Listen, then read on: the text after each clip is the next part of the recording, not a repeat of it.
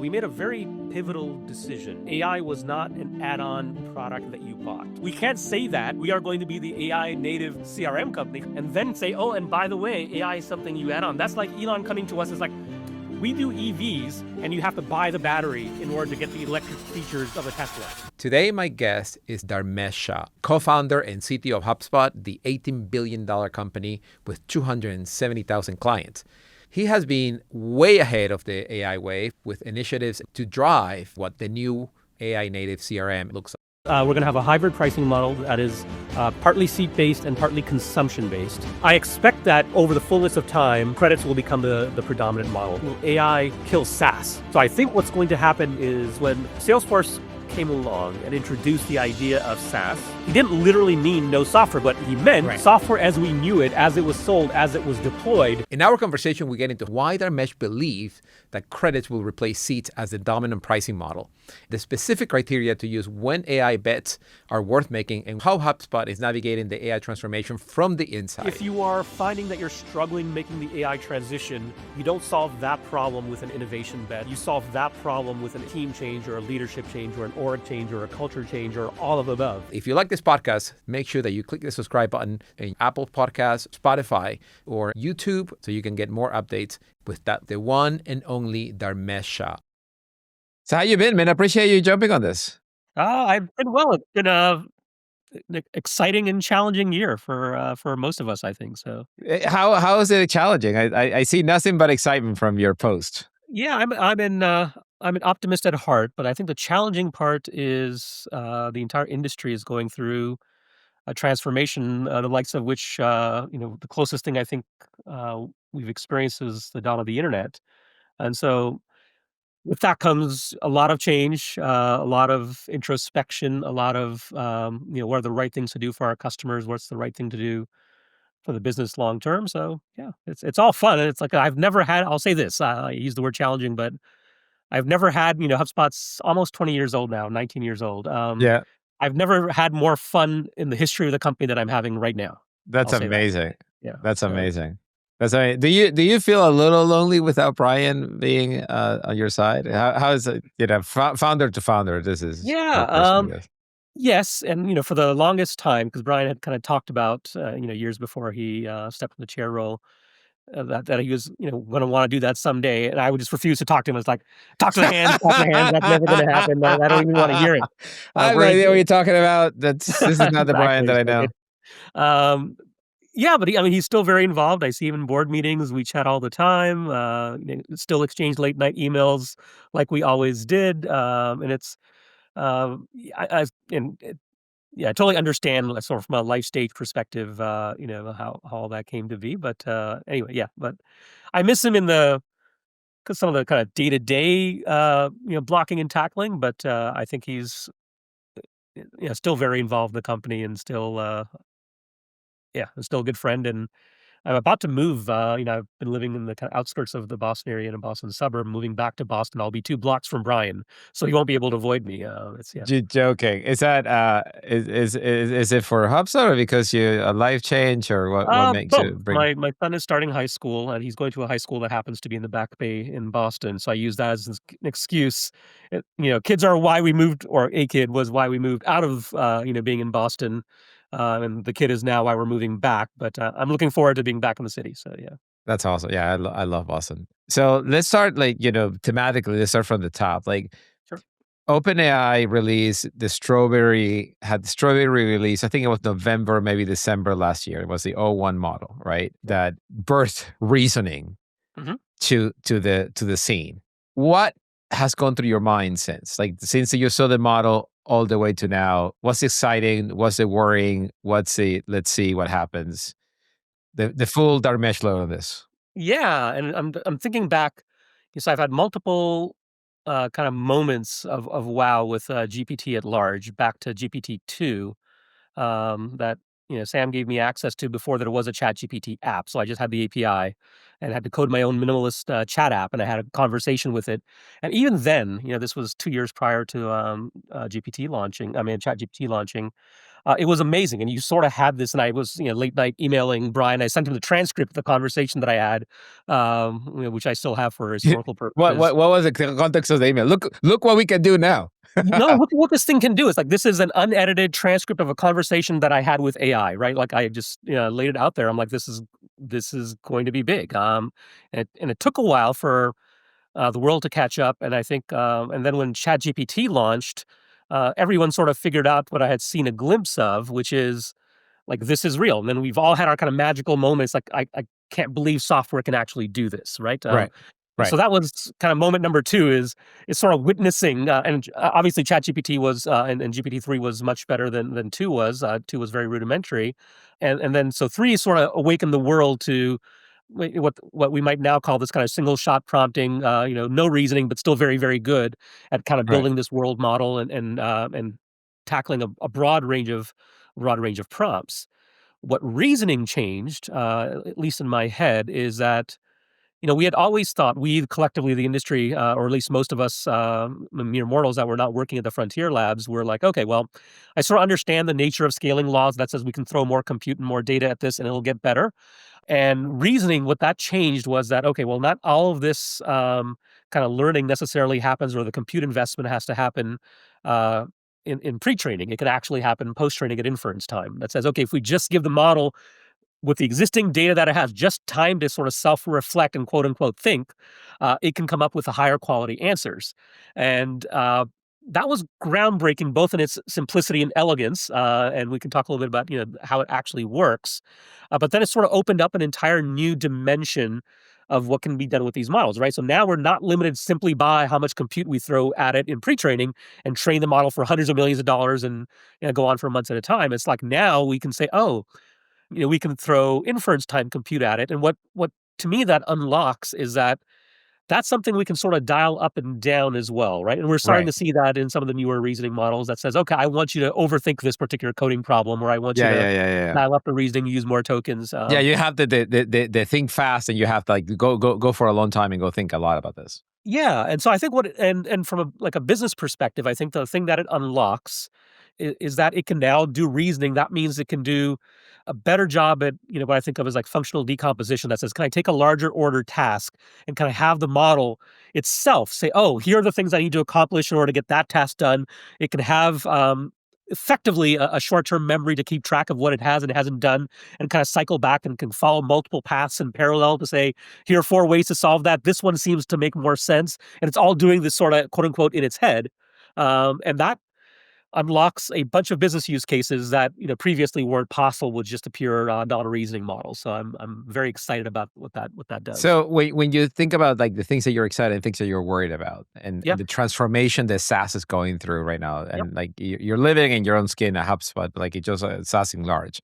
Yep. What is this ability to reason now and inference time compute brings to bear in terms of jobs, things that we can bring to the market, you know, threats and possibilities? Yeah. A few thoughts. One, on the jobs front. I tend to lean towards the kind of optimistic side of it, in terms of technology. I know AI is different from prior waves that have come, but there are some similarities. So I think there's going to be some disruption because AI is going to be able to do more and more. We're moving from relatively kind of low level tasks to, we're going to move towards higher and higher tasks, and we're seeing this already. It's moving very, very quickly. Yeah. So I think that's definitely going to have an impact on the job market. The optimist in me says that AI will kind of giveth more than it taketh away in the kind of grander scheme of things, which is, and we've seen this with automation and technologies in the past that says, okay, well, there are roles now that are just unnecessary because those tasks can now be done by technologists, as even the pre-AI world. And we sort of accept that. I think it just sort of elevates humanity at large to say, okay, now we can take kind of our specifically oriented brains and apply them to things that are more creative, less of a grind, and I think increases human potential. That's the optimist in me. Yeah. Um, and what it as a software entrepreneur, what it does from a business perspective, which the reason we should all be excited, is that we can now do with AI using software, things that we never imagined software would be able to actually do, right? We've always built tools and we've said, oh, we can increase the productivity of X role by Y% or something like that, and that's great. And we've built, lots and lots of market cap for lots and lots of companies, and driven lots of productivity for our collective customers. But now it's like it's a whole different game, right? It's like, okay, well, it's not just about increasing productivity by a marginal percent, or it's like we can sort of reimagine what we can do with software, which is both exciting from an opportunity perspective, but then Yeah. also, and there are questions that float around. Oh, does this mean SaaS is dead, right? Because AI is going to just basically be able to do everything. People are going to vibe code their own applications. Why do we need software companies? So Yeah. that kind of line of reasoning, which I have So thoughts I on. actually love your post on this where you said like what, and I like this one thing where you said the reason we're not doing this at HubSpot, even though we can, anybody can, is focus. Yep. Is that by yeah, focus means that there are some things that you decide you're going to do and do very well, and some things that you decide you're not gonna do very well. So you're not gonna code your own HR application or Right. payroll. Turns out Right. that could be a little hard, and like a lot of lives, depend on getting paid. Yeah. And even so, let's assume, like, even if we don't go after the big ones or even the hard, like payroll is a super hard category, regulation, things like that. Even the easier ones, like expense tracking, pick your thing of choice. Yeah. Project management, right. Collaboration, any of those things. So yeah, Yeah, and yeah. I think Let's go. I put this in the LinkedIn post. I was proud of this line, so modestly, I'll put it back out there, which is, companies should be focusing all available calories on things that create customer value. Yeah, Period. Right. So if you start with that principle, it's like, okay, well, yes, we have the engineers, we have the wherewithal. LMs are definitely good enough to build, relatively robust applications now. But yeah. just because we can doesn't mean we should. Hmm. Whether it's a low level app or it's like, okay, well, if there is an existing SaaS application that mostly meets our needs for whatever thing we're trying to get done, we should 100% of the time be using that application. Now, if it doesn't exist, I mean, there's definitely reasons like, oh, we need this particular thing automated, or this thing, this tool that it's too small of a problem. There are no real legitimate software companies out that solve it. Fine. But if a software application that you can buy off the shelf that gets you even like 80% of the way there, I think it would be foolish to try and replace that. I think every startup out there is just cheering you on. It's like, yeah, go there, mesh. Yeah. Say it Well, louder for the people in the back. yeah. Yeah. So on a related note, we should, because it's, just talking about the business aspects and the impact of AI, there's been kind of discussion around, will AI, kill SaaS as another kind Yes. of related theme. Yep. And I haven't written a post about this, so this should be next in my lineup. Is that I can see it in your head. So like, let's get a it's in preview my of that head. It's post. definitely in my head. And so here's, if we go back and you've been around enough to see this, when Salesforce came along and introduced the idea of SaaS, and built a massive company, super successful, and all credit to the team and to Benioff, because it was truly visionary, and it was interesting. So at that time, you might recall they had this. They put on buttons and everything like the no software thing, right? They had the word software crossed out with the big white button, red slash go through it, Yeah. and both Benioff and others knew that he didn't literally mean no software, because obviously Salesforce was a software company. What he meant, and that the shorthand was, software as we knew it, as it was sold, as it was deployed, no longer makes sense. This is the new world. SaaS is the Right. new world, right? And he Yeah. was exactly right about that. Yeah. So I think what's going to happen now. So by the way, what that changed was, instead of running things on prem, you're going to run it on the cloud. As a result of that, we're going to have multi-tenancy. As a result of that, the business models can actually be different. We can charge differently for software than we may have historically done with a large enterprise license and a 20% maintenance trailer, right? There was all that existed. And so there was a set of kind of dominoes that fell together as a result of that kind of movement to the cloud. And so we all know that, and it's been a great run for software companies. But the reality is, with the introduction of SaaS, what did not happen was the end of software, right? What happened was the blossoming of software. It was even better times for people to be building software companies. It just Yeah. needed to be built on this new model. Can you make the argument, Yep. Dharmesh, that SaaS brought software closer to the customer, or did it really do nothing in that Oh, it respect either? definitely brought us closer. I'll give you one tactical example, because I've had, my first startup was, pre-cloud, pre-internet. And the way we had to sort it, and it was in the enterprise software category. So we would build products. we would send them on CDs and floppy drives even back then. And the hardest thing as a software entrepreneur, as a developer, is that you could ship a product out there and you had literally no idea what percentage of your customers had installed the latest release that you had to predict. You That's had true. That's true. what the usage was. Is like, does Susie use it 5 times every day or Yeah. never? Like, we Yeah. had Yeah. no The software didn't visibility. call back home to report itself, right? Exactly, didn't had no way to phone home, right? And then we got, some instrumentation back over the fullness of time, but that was effectively the kind of the standard model. And once we went to the cloud, it's like you're shining this, bright light onto your customers and what they're doing and what they're struggling with, and we now have such kind of rich visibility into what our customers are doing. So just by that alone, I would never trade SaaS for the older model. Put everything else aside. Let's say we didn't have multi-tenancy, didn't have, but just that alone was worth a shift, and it was transformative for as builders.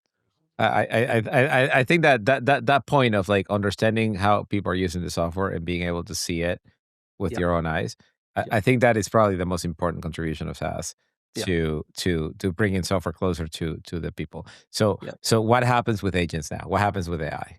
Yeah, I think we're going to see effectively a similar thing, right? And we may not be running around with labels that say, SaaS with a red line through it, but effectively, I think what's happening is that we're going to be working at an even higher level of abstraction as builders, right? So before we've had, and the languages have gotten better over the decades that I've been at this for 30 plus years now. And you see, we went from assembly to C to C++ to 4GLs and all. And we've had this kind of movement where we can work at higher levels of abstraction.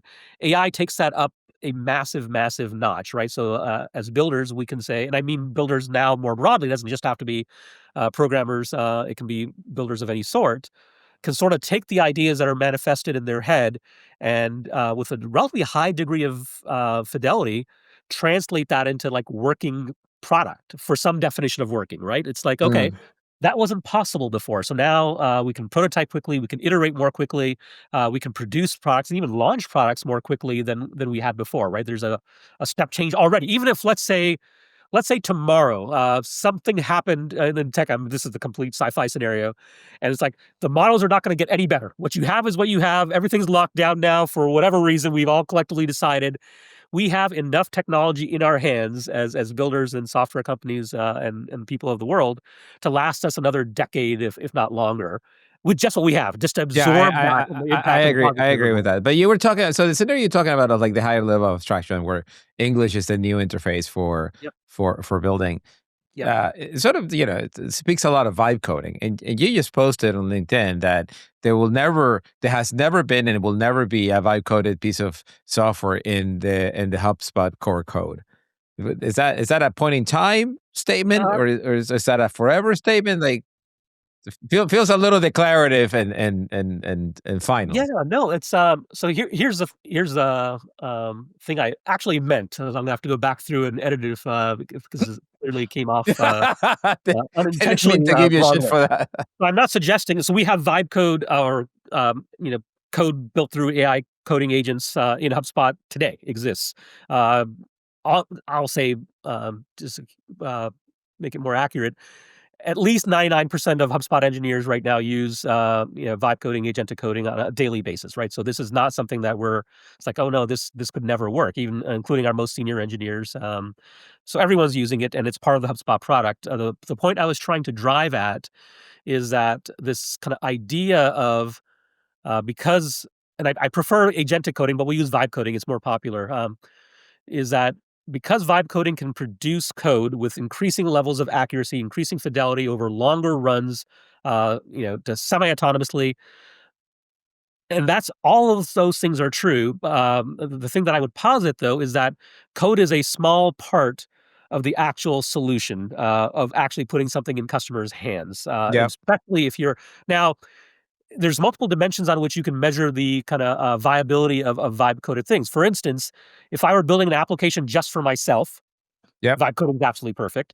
Now, as you move to larger user base or whatever, I think it becomes less perfect. Not that it can't ever do it or whatever, but that's kind of one criteria.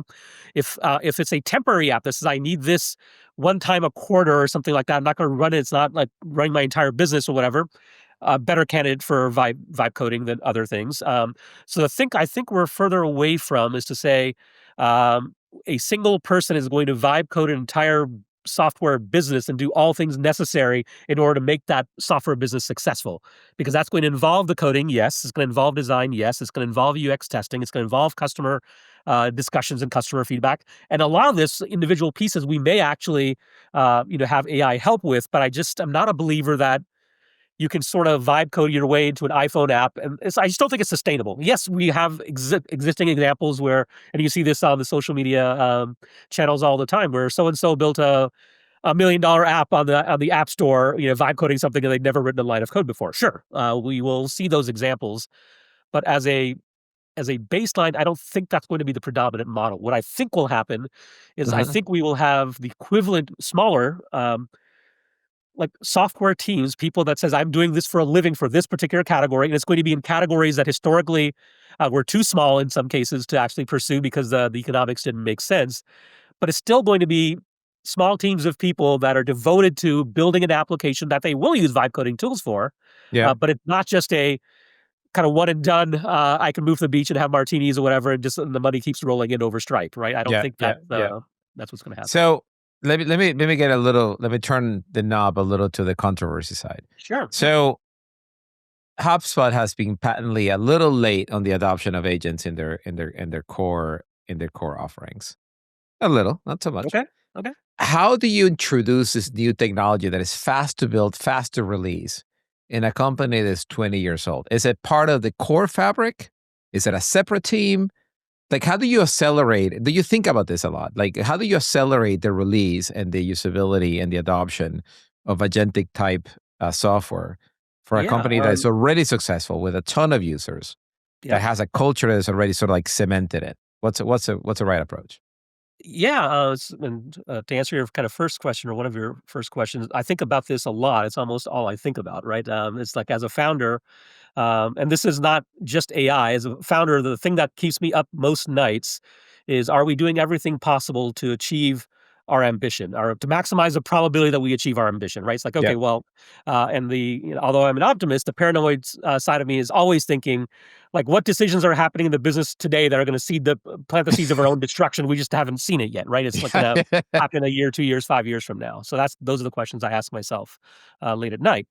And so the way we're tackling this, and this is not necessarily new.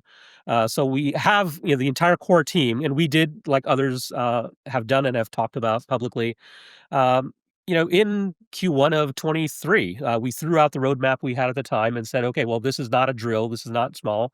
And so we had believers through the exec team. So it was not a lack of conviction on AI at all. And we moved, I thought, pretty quickly, but, opinions can vary as to how quickly we launched things and got things out there.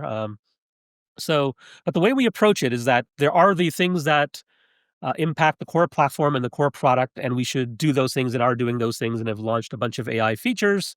We have agents out there, that are built and supported by the core team, like our customer agent, which is a nice, I'll call it mature for just on a relative scale as a category. But then we have, projects within HubSpot that we internally call like these HubSpot Next projects, and these operate effectively as a startup within, and it's not an innovation lab per se. It's like literally a startup. So we make a investment decision around: are we going to put a seed bet down on this particular startup? It's going to have a founding Mm. team. It's going to have, and it is not bound literally by, I'll say, any, because it's close enough rounding up to any of the constraints that HubSpot has. You don't have to use the brand. You don't have to use our billing system. You can create your own Stripe account. You can say you can build on your own stack. You can use whatever tools you choose. You can say, I want to go after this market. So we have a limited number of guardrails, one of which is you have to have, just like a startup would need to have if it were out raising capital, a thesis about the world. That's like, what do you think is going to happen in order for you to accomplish this? That's kind of one of the guardrails we have. The second one is that the would be huge if true. So we don't want these bets to say, oh, well, we're going to have this is going to be successful and we have an 80% probability of adding $50 million ARR to HubSpot's bottom line. We don't care. Like, that's not the charter for those particular projects. Those projects are, if it works, Yeah. it can be a multi-billion dollar business. It's got a chance of being a bigger business than HubSpot itself is, like those kinds of bets. So we have a slew of those. that we fund, and we're not sure. So wait, Um, wait. So uh, I buy the concept of a startup. sure, Like, yeah, how's the org structure change? Who do they report to? They still have a boss, right? Like, they're still like, where does the startup end and where does the startup begin? yeah. It reports directly. So we have a HubSpot org structure's gone through a change this year. We have a new CPTO, Chief Product and Technology Officer, that's head of product engineering, UX, and these HubSpot Next projects. So it all effectively rolls up to him. And I'm biased, but he is friggin' awesome. Of course, he But is. anyway, of course I'm gonna say that, but it's true. And yeah, so that's how it fits, kind of structurally, but effectively the startup. So we have, So that like person will be like their board, if you would, like the so we have a three-person board, for these projects. It's me, our CEO, Yamini, and the CPTO are the three people that are on the board that make the decisions, and similar yeah, to how you might have. And so when we kind of put it together, and this is the first time I actually talked about this, but it's fun to kind of talk through in real time, is yeah, that, yeah, and I've been around, startups and venture and things that I've made a bunch of my own investments, so I sort of know the mechanics of how that works.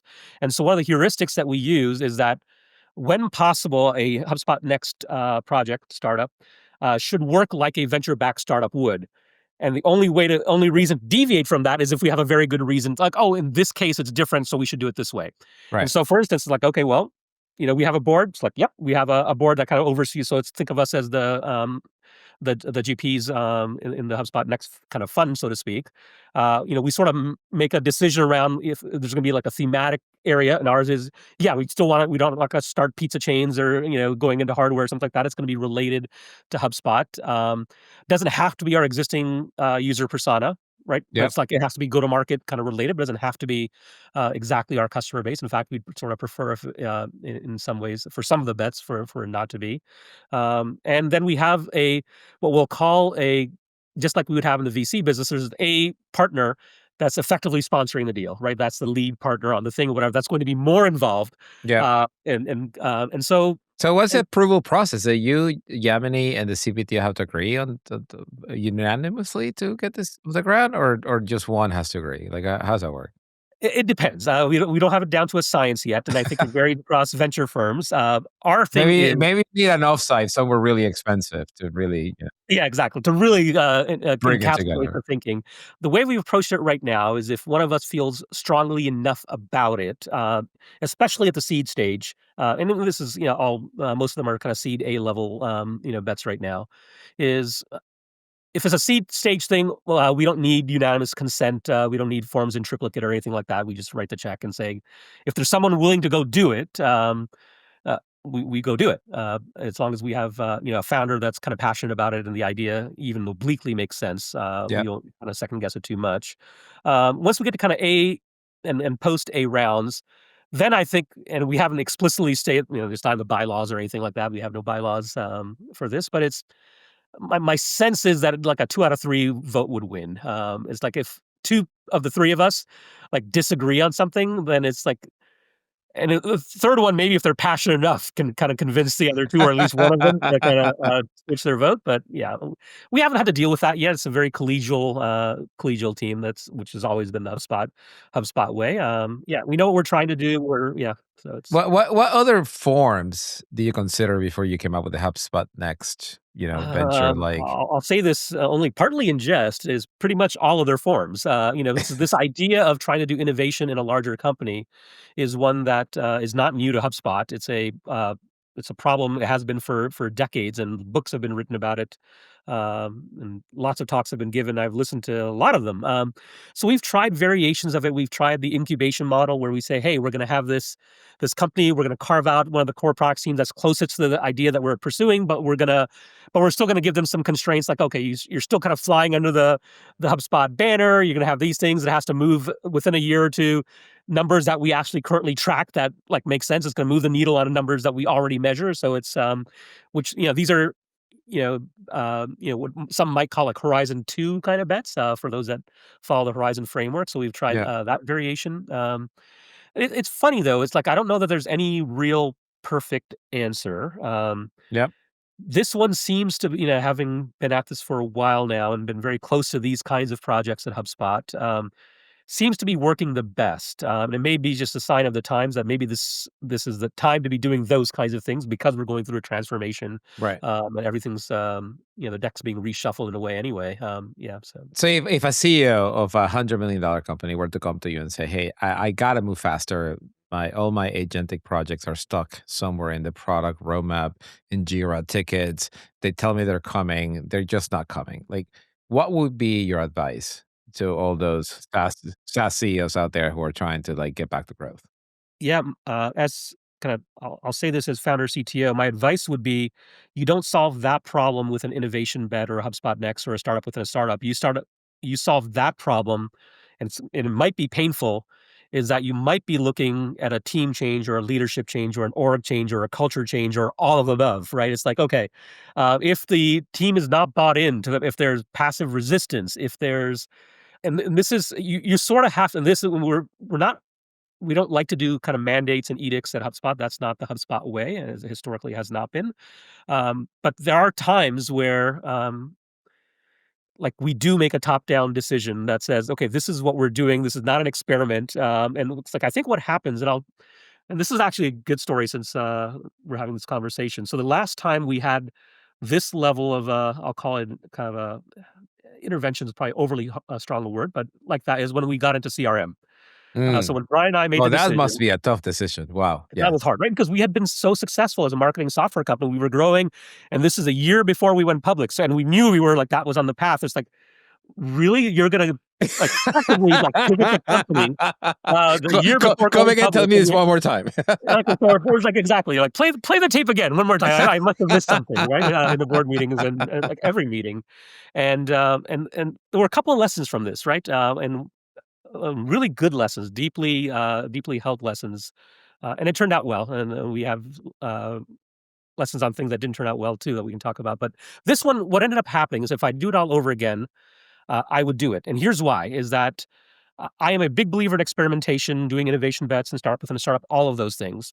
But there are some things where you have what I think of as self-fulfilling prophecies. So Mm. when we made that decision, and we very clearly communicated to the company that says, "Hey, we're doing the CRM thing. It's not an experiment. It's not, oh, we're gonna go try this and see if it works. Otherwise, we've got the market." It's like, we're going to do this. It doesn't matter if it takes us a year or 3 years or 5 years or 10 years. We don't care. We are going to be a CRM company. We're going to build this, right? And we didn't know how long it was going to take, and it ended up taking many, many years, right? And because it's a hard problem. But what ends up happening, and this is kind of the lesson learned, is that once you show that clarity of conviction, um, all the stars start to align, right? What ends up happening is like, okay, well, this is not an experiment. Your best engineers and product people and the people that have built the company that are the needle movers got to work on that thing. It's like, that's the thing that, the founders have said is the thing, right? That's our next big bet. Um, Versus, like, on some of the experimental projects, it's not like you can't, bring in great people, but some of them are like a little bit kind of, it's like, okay, well, like, is this a good career move for me? Is this, Oh, will this be interesting. around in 6 or 9 months? Like, is it really needle moving? So lots of things fall into place once you make that decision, make it clear. So back to your question, if you are finding that you're struggling making the AI transition, it has to be a conviction bet. You have to, in the upper, layers of the company, in the inner circles, you sort of have to decide, like, do we all believe that this is the case? Which, if you don't believe now, then you've got bigger problems. It's like, okay, I Right. don't know how much more evidence you need at this point, and then you have to say, okay, well, do we have the right people? Do we have the right culture? And if not, what, doesn't matter how drastic. What do we have to do? Because that would be, to me, an existential threat that says, okay, if we do not make this transition, we may cease to exist as a company. That's So when you made that decision, what was the passive resistance? Like, what was the people that did not go along and that you have to part ways with? Like, and how did that show up? the way it's the way it always shows up, right? Which is, there's a fine line between passive resistance and lack of active passion, right? Is that because what you're looking for, right? Is you're like, oh Yeah, my yeah. god, I ran Claude Code yesterday or something like that. It's unbelievable what this thing can do, right? And even if not completely true, you want people that kind of see the light, so to speak, right? So the next level down, that's the ideal state, right? And you're going to have Yeah. some number of those in most companies at scale. You're going to have that, and ideally, some of them are in the kind of upper levels of the company and can push. We were fortunate that all three, which I think of Yamini, Brian, and I as the three that we saw them like very, very early, and there was no resistance. And so then, but the passive resistance shows up as what I think of, and this is not just AI related, it shows up in orgs and of all sizes, is what I think of as like checkbox management. It's like, okay, well, I know I'm supposed to do X, whatever Yep. X happens to be. I know I'm supposed to explore AI. I know I'm supposed to try this. I know I'm supposed to do that. And I will do I won't call it minimum viable effort. So they're not intentionally trying to like make it minimum viable, but in their soul of souls, they don't think it's going to work. And so they're not going all in on it, right? They're just making a bet that's okay. We'll put a few people on it. Yeah, I know Dharmesh said this and Yamini said that or whatever, but we're going to, and I'm not saying this is exactly what happened, but this is how it would, could manifest. And so that's the thing. You sort of have to, and part of it is just resolvable through that clarity of conviction that said this is not a drill, and part of it, sometimes comes through, org changes, leadership changes, can be up and down in the organization. Some of it comes in some form of passive resistance, and this is to specific to AI, shows up in the form of people that just don't, in principle, agree with AI, and that is actually good for humanity. Okay. That happens, by the way, and I'm not saying I'm a, it's going to be I'm a, I'm 50% a, of the I'm a little organization. shocked, but maybe I'm in a bubble. So tell me more. Yeah, so there's going to be more than zero. I'll bet you money in any organization. I'll say over 100 people. There will be at least one or two people that said, and these are the same people. Well, and it's because they've seen other technologies come along, like crypto, right? I mean, you have the same kind of name. It's like, oh, I understand the ticket, but this is just not good for humanity. It's like AI. Yeah. Oh, this is just not good for humanity. It doesn't really work. Then you have AI slop, and you have all these things. It's like, and they'll sort of pull the thread, and you still see this in media now, right? So based on which narrative you decide to believe in, I could make an equally compelling case. We could spend the next hour on all the things that are wrong with AI and why we Yeah. should be worried and why and the things to kind of worry about. And that's, but they sort of internalize that as a result of which. And so what we did, what very clearly, and this was not passed as a value judgment, we said we are going to be the AI first customer platform. We are like we have the conviction, similar to how we had the CRM bet, right? It's like Yeah. anything we will move, Yeah. we'll move mountains, whatever it takes. We're going to do those things. If you are not comfortable with that, there are amazing companies out there, and you're an amazing person. Our advice to you would be to literally to go somewhere else. The life is short. To That's work, pretty stark. That's pretty stark. I mean, that's not very HubSpot-y. it's not. I agree, but in a way, sort of, it is, right? So HubSpottiness is partly around empathy, and it's like, okay, well, if we Mm, were them, would we want to? And all of it was true, right? It was not like we were making something up. I think we were being very transparent. That says, this is not like an exercise. We're not just saying it so we can get on earnings calls and tell the investors that, oh, we too are an AI company kind of thing. It's like we feel this in our soul, that this is the transition that HubSpot is going to need to make. yeah. And part of what has kind of driven the amount of success that HubSpot has had Yeah. is we are on a noble mission. Like we are still have conviction around SMB. We did not get pulled, and we can talk about that as well. That's another important lesson learned. But it's like if you're no longer aligned with the mission, which is now incorporates AI, go to somewhere where you What are. what were the hard choices around, not to judge, but becoming an Yeah. AI customer platform doesn't feel, burning the ships too much. If what were the actual hard choices at the point of the engineer, the product manager, the person selling, the person successing that Y- have to be made for you to Yeah. move from a Well, customer platform to a customer AI customer platform? yeah. Well, first, so when we made the original call in Q1 of 23, we said this is a transition we're making. First, it's like not to burn the boats, but burn the product roadmap. Literally, it's like, okay, Mm. well, like all bets off the table. And as you might imagine, we've had that planned out, right? Like it's, Right. we've There's been a through the lot of planning people cycle. in We know careers that were in that roadmap. No, I get it. No, exactly, right. that's important. That's And these important. are all things that we, in most instances, had very animated debates about it. Like, what should be on the roadmap? What are the priorities? What are we doing? Where's the product headed? Where's the platform headed? What's happening? Like, it's not like we did have no plans. We had plans that we were all very passionate about that we had already kind of debated through. Then to come in and say, yeah, so we're not doing that. We're going to start.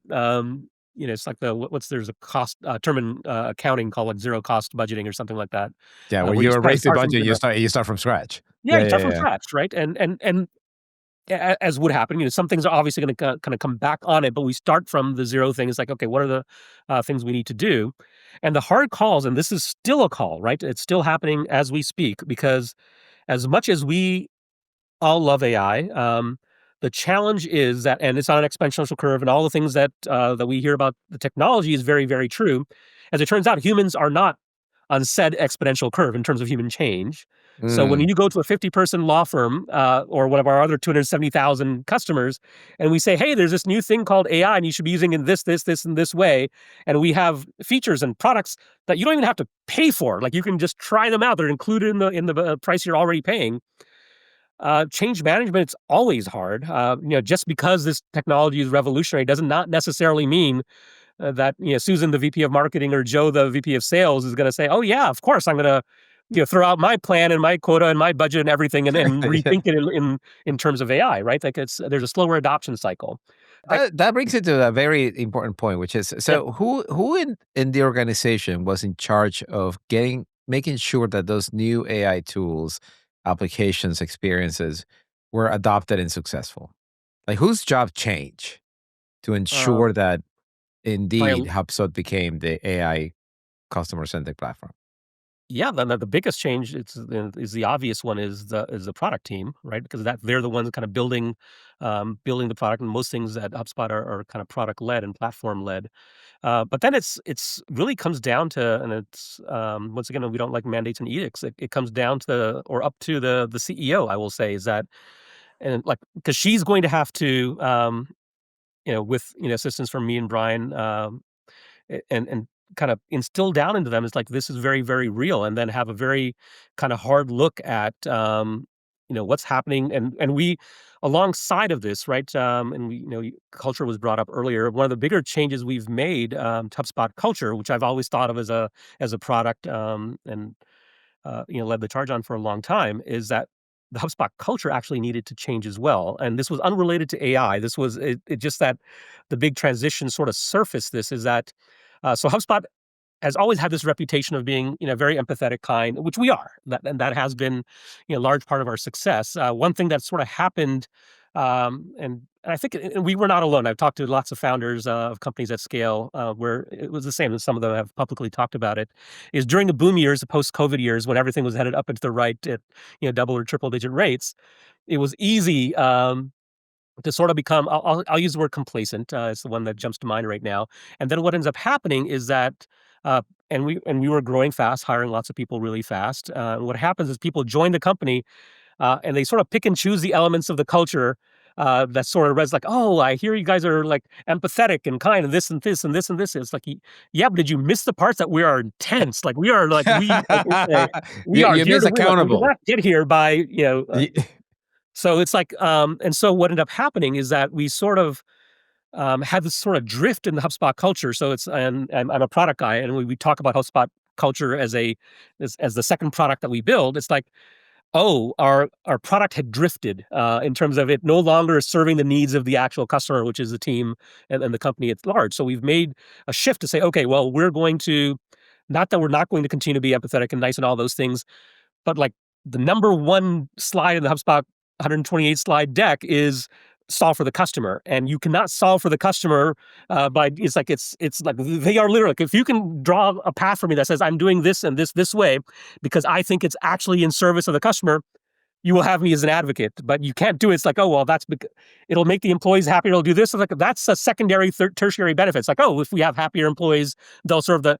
But if that, like, the first order direct benefit to customers and solving for the customer should trump things every time. So yeah, So you use the same rubric and the same true north yes. to reestablish this Yes, but put the mandate. spotlight on the elements of the culture that, to make it Yeah. less ambiguous as to, the fact that this is what we're solving for. And we had that same, you said, a broader kind of company wide scale that said we are changing our culture, partly driven by AI, partly just this awakening that was happening in the kind of post COVID boom years. It's like, we don't think this is right. I think the culture has drifted, and here's how it's going to. And once again, this may not be the right company for you. Like we didn't Right. say, leave, but it's like it may not be the company you can.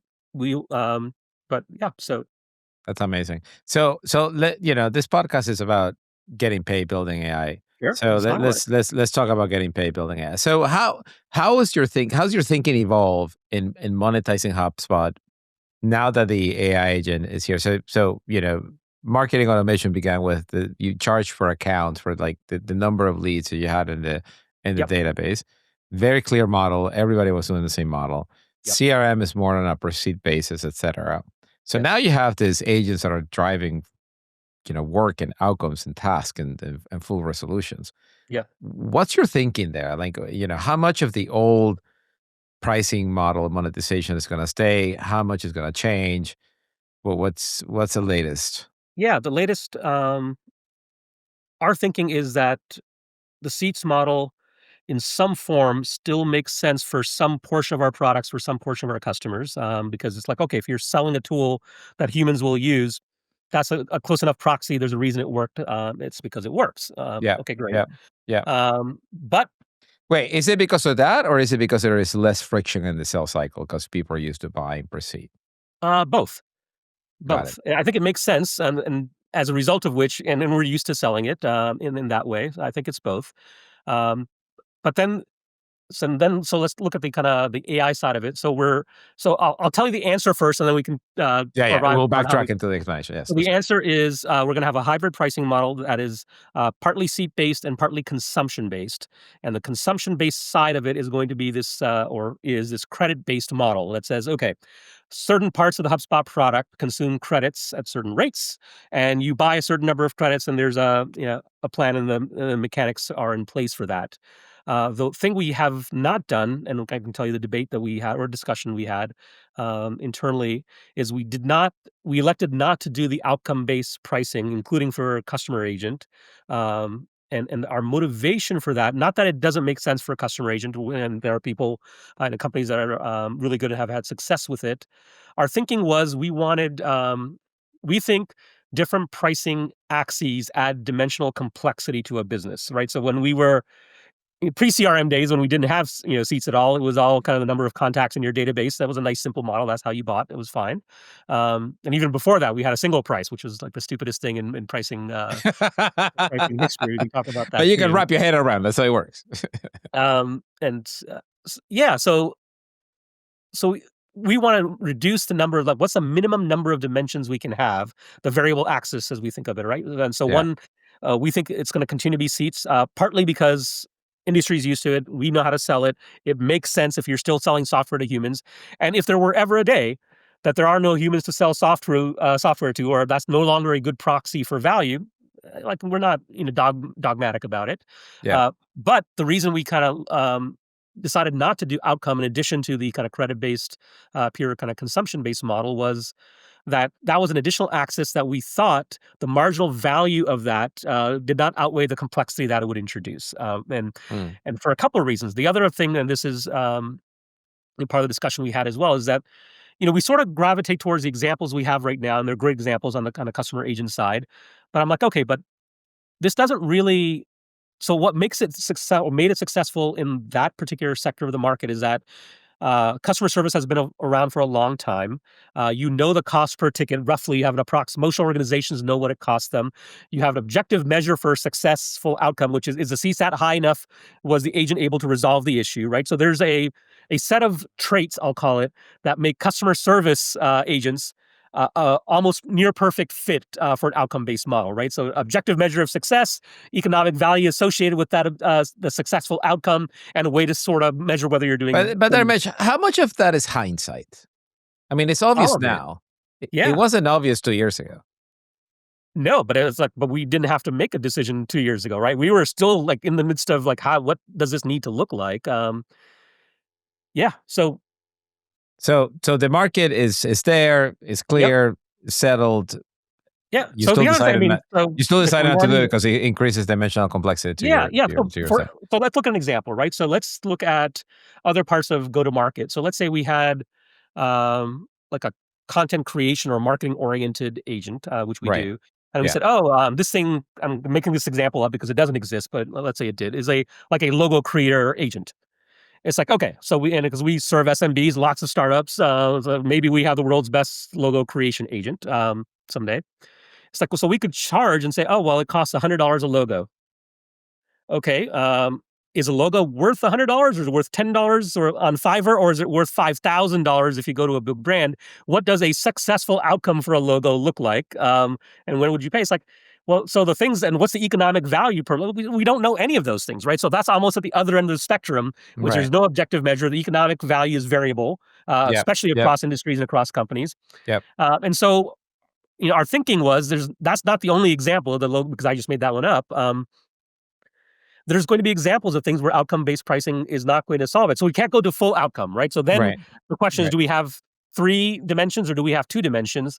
And we made the decision, let's go with 2 dimensions because anything that we could do in an outcome, as we're learning with customer agent, can sort of be formulated in the form of a credit-based model that says, okay, it's going to be a lower price, but the customer is sort of absorbing I get to decide what the outcome is or whatever, but I'm just going to pay based on X credit consumption, which Yeah. is Yeah. typical No, software. and the credit thing actually makes a total sense, especially for companies that are moving from seat based to seat based flow some kind of usage because the agent is actually doing all this work. Let me ask you a question around credits. Why Yep. introduce an intermediate currency that is not dollars? What does that do to the model? Why couldn't it just be dollars instead of credits? Yeah, that's a really good question. When we talked about, and the reason is, and this is not to, and I'm not an economist. I'm not even smart enough to. But you play one on TV. Sometimes I play one on TV. Is that the value of a currency existing is because that currency is then kind of is fungible, right? So you can sort of change the rate card, so to speak. When you Mm, go to dollars, it's like, okay, well, so we talk about dollars. It's like, okay, why not just dollars? But it wouldn't be dollars because we are actually a multi-currency product, as you would expect, right? We're in 100 plus countries or whatever. So it's like, so we needed a currency that says, okay, well, things cost of varying amounts or whatever. So we need some currency. And so one of the decisions we made is we're going a credit is a credit is a credit. So we have a unified currency, which across mm, all of HubSpot. And the only thing that varies is that some actions might cost multiple credits instead of one credit. But what we like about it, we like the simplicity of it, and we tend to, when in doubt, take the simpler path because there's yeah. always time to make things more complicated. It's always harder to try to make things more simple again and go back the other way because the way the universe works, entropy and everything. But that's now me playing physicist and economist on the same show. So, um, but so the idea was, can we keep it simple, come down to a single currency, and then we can sell that currency, so to speak, because it has some nice pricing mechanics that I think would be kind of relevant to your business because we can sell um, batches of credits.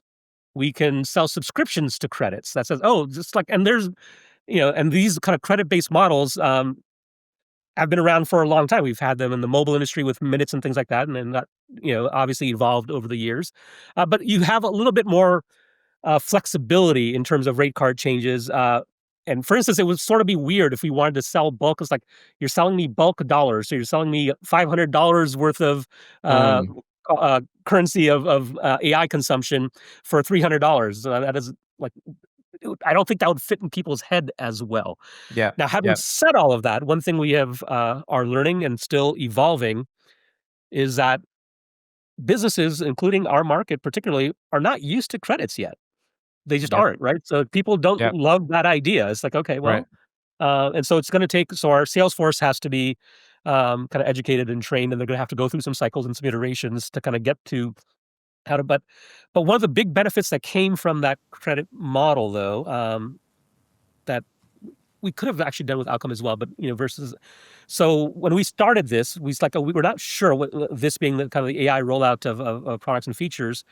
We made a very pivotal decision, and that decision was that AI was not an add-on product that you bought. Like at time t equals 0, when we went kind of out with it, and we talked, to the board and even to the investors and explained this, and our thesis behind it was that so we think we are in a new generation of our industry, being CRM and customer platforms. And the last big shift that we saw was Salesforce with the cloud CRM, which is a brilliant and brilliantly executed, massively successful company. Um, what Salesforce didn't do, they didn't say, "Hey, we are a CRM company going against the incumbents like Siebel, and we have this cloud option now that they don't have." They didn't say that. They said, "We are a cloud CRM company, and you cannot buy Salesforce except for the cloud version. There is no No non-cloud on-prem. version of Yeah, yeah, Salesforce, yeah, right? yeah, Like yeah, yeah. this is the path. This is the way," which we think makes total sense. So when we said, "Oh, we are going to be the AI native CRM company, customer platform company," we can't say that and then say, "Oh, and by the way, AI is something you add on." That's like Elon coming to us as like, "We do EVs, and you have to buy the battery in order to get the electric features of a Tesla." Yeah, That just at face value, that sounds sorta kinda silly, right? And yeah, yeah. so what we said is, we're going to bake some fundamental, so our Copilot, our Breeze Assistant, which is our Copilot, included in the product and free. The early features all free, and we're like, "Okay," and part of the kind of core culture and kind of business philosophy at HubSpot is we always like to create value and create economic surplus. This is the second economics reference.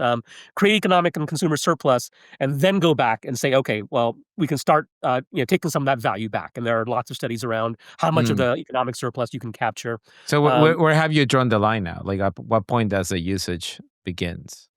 Yeah, so we have now started monetizing now as in earlier this year. We said, okay, oh, customer agent, clear value. There's market No, acceptance of that use, no-brainer, 100%. no brainer.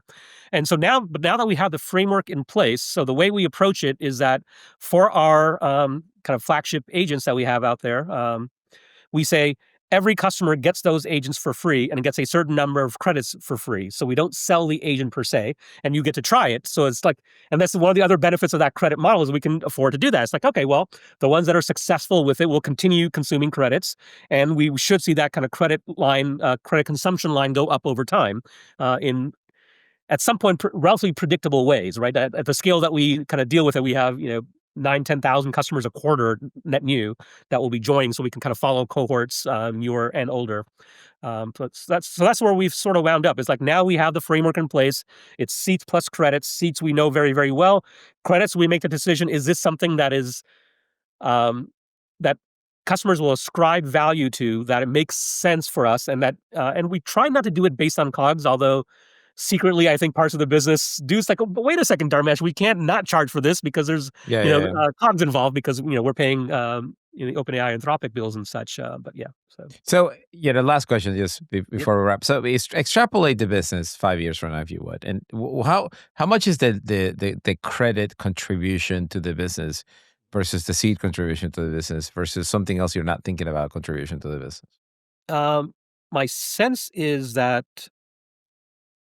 the trend line will move up. So I don't know, and I'm not allowed to provide dates and timelines and slopes of curves and such. But I expect that over the fullness of time, credits will become the predominant model, and the reason for this is that more and more of the value that HubSpot creates will be better articulated and better captured with that model versus the seat based model. And the way we want, and this is something I tell anyone that asks me, is that my sense right now is that, and so one of the questions we get sometimes from Wall Street is around, oh well, aren't you going to see this kind of headwind because the number of seats is going to go down as AI takes over more and more things? It's like, okay, well, yes, but my expectation is that if we create software such that it reduces by X percent, let's say someone in a particular role,